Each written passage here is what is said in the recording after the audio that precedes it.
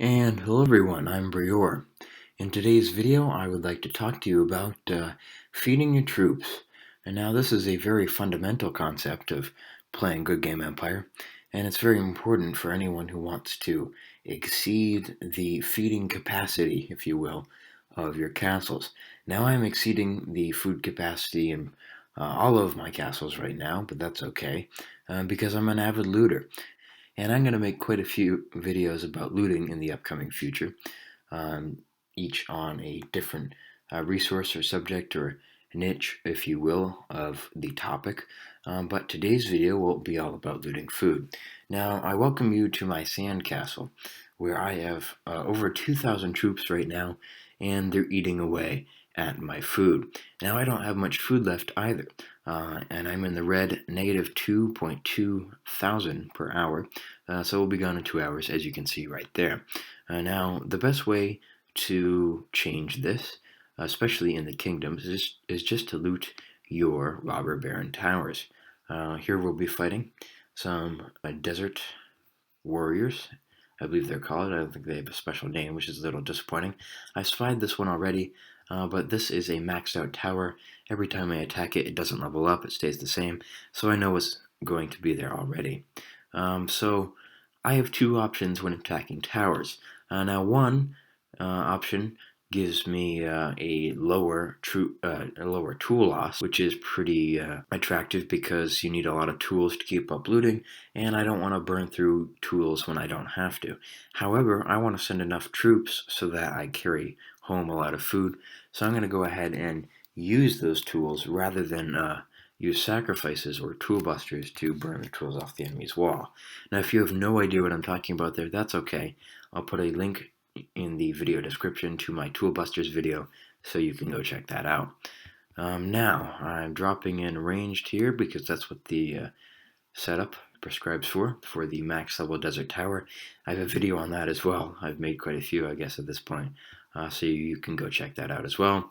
Link in the description. I set up and boom. So now that attack will be out, and we'll see how much food it picks up. I'll cut the video to show you guys that. But in the meantime, I'd also like to set up an attack on my neighbor. Now, he is an inactive player. He's been inactive for a very long time, and he's a member of an alliance that we're at war with. So this is important for a couple of reasons. But the foremost reason is our alliance upgrades will give me, that's not the alliance upgrades, this is the alliance upgrades. Our alliance upgrades here in NBK will give me a boost on looting targets whom I'm at war with. So this is pretty neat. And furthermore, as I'm going to show you guys in a second, I'm working on a looting commander. It's not a very good commander, and that spy didn't go through. That's okay. That's not a very good looting commander, but I am working on it, and it's going to get better pretty quickly, I think. I've got plus 64.1, also with a plus 45 melee, so I'm all right with that. For the purpose of this video, I'm just going to fill in all of the troop slots with melee, because I'll be using those ranged attackers to attack that second max level desert tower. You have to keep these things in mind to loot the maximum amount of food in the minimum amount of time.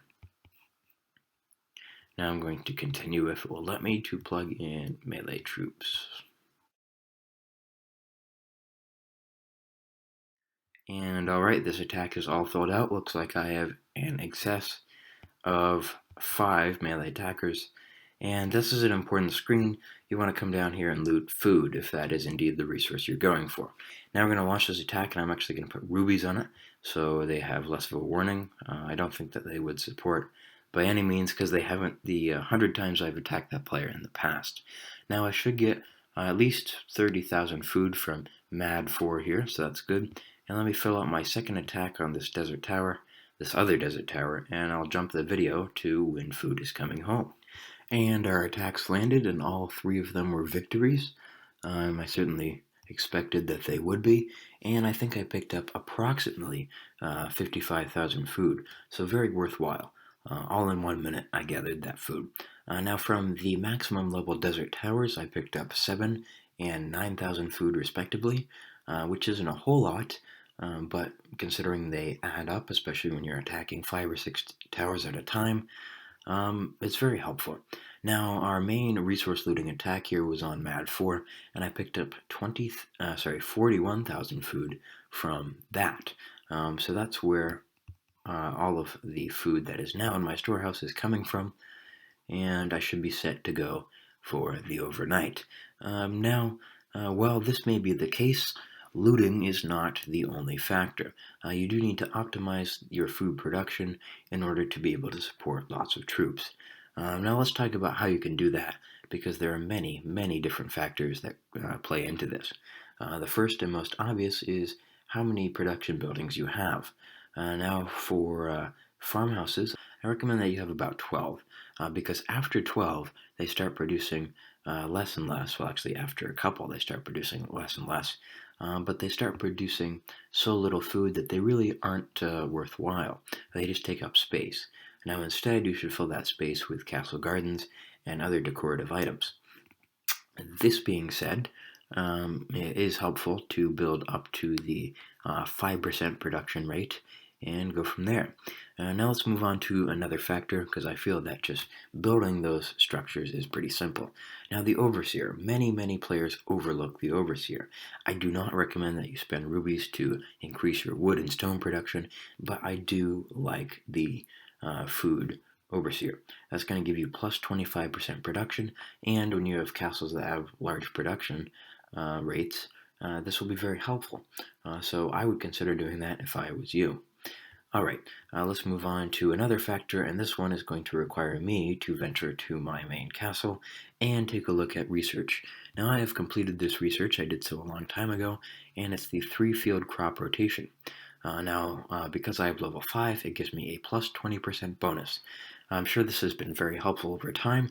It's not the sort of thing that you notice right off the bat, it's just something that helps you along as you go.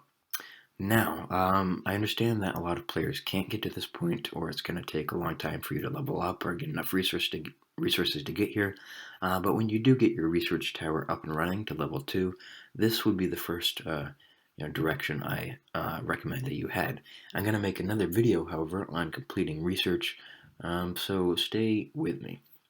Alright, so I've mentioned Overseer, research, the buildings themselves. Also, prime time is going to help you out a little bit. My prime time is not active right now. I used to have a couple of days of it, but obviously a couple of days have gone by, and I no longer have it. Nevertheless, if I activated it now, I would get, let's see, plus 10% food production and outpost, and plus 15% in your main castle. Now this, again, is something that's just going to help you over time. You might not notice the boost right away. Now, actually, we can stay in this castle, so I can show you the Imperial Hunting Lodge. Now, this is a structure that high-level players can build, and it reduces your wood and stone production, but it increases your food production. Now, this slider is adjustable up and down, so you don't have to be stuck at a low wood and stone production, but I keep it there 24/7 so that I can get the maximum amount of food.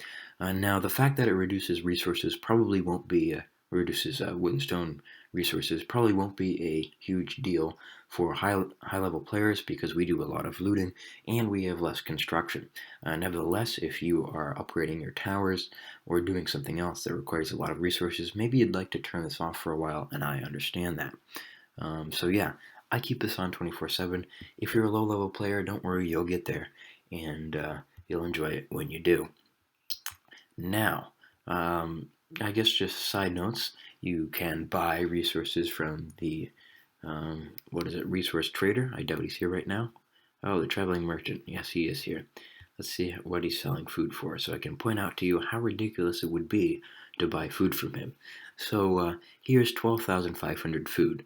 Now this should probably give me about 2 hours of troop storage for however many troops I had, and I'd have to pay 2,140 rubies to get that.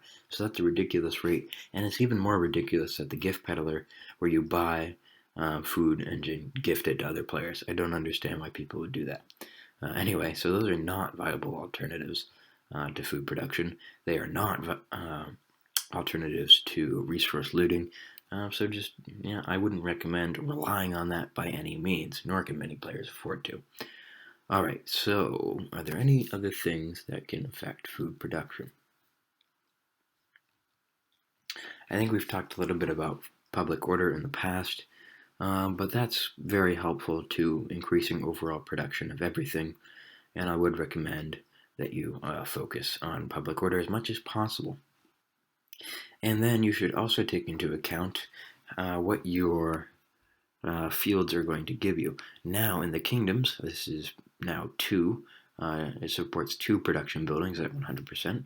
One is here, one is here. But if you take the time and effort to get your own superfood outposts, it's going to be 8 or 9. Let's see how many it is precisely. 8. So this here would produce a lot more food than any of my kingdom's castles, if not for resource villages. Now I'm going to show you fire because that's probably where I have the most resource villages. Now, let's take a look at all of my villages. I should have 10 food here. 1, 2, 3, 4, 5, 6, 7, 8, 9, and 10. So collectively that's going to give you a huge bonus on food. Hopefully it will list it up here at the top, but I doubt it will. No, but it is going to change your production nevertheless. So obviously focus on resource villages. You'll have to capture resource villages empty or be given to them by your alliance unless you're willing to break the player code. And even if you are willing, I probably wouldn't recommend it because you're going to get some backlash. So keep that in mind. And alright, so now we've talked about producing and looting food, but there's one last thing I'd like to mention before I close the video. Now that is, only recruit so many troops that you can sustain. So if you are non-stop recruiting all the time, then you're probably going to produce too much troops, or too many troops, and that will give you starvation problems.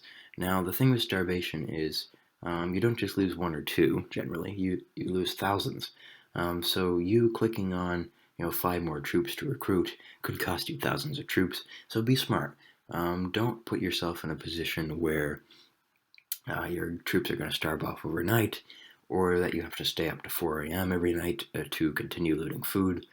Yeah, be smart. Don't over-recruit. That being said, if you're a super active player and yeah, you loot lots of food, you can come very close to recruiting 24/7, so it's all on your playstyle. Alright guys, best of luck, thank you for watching, and I'll catch you next time. And that's all there is to it. If you liked this video, please be sure to give it a thumbs up, and if you'd like to leave a comment in the comment section below to let me know what I should make into a video next, that would also be very helpful. Now I mentioned 2 other videos in this very video. One of them was the max level desert tower, and the other one was tool busters.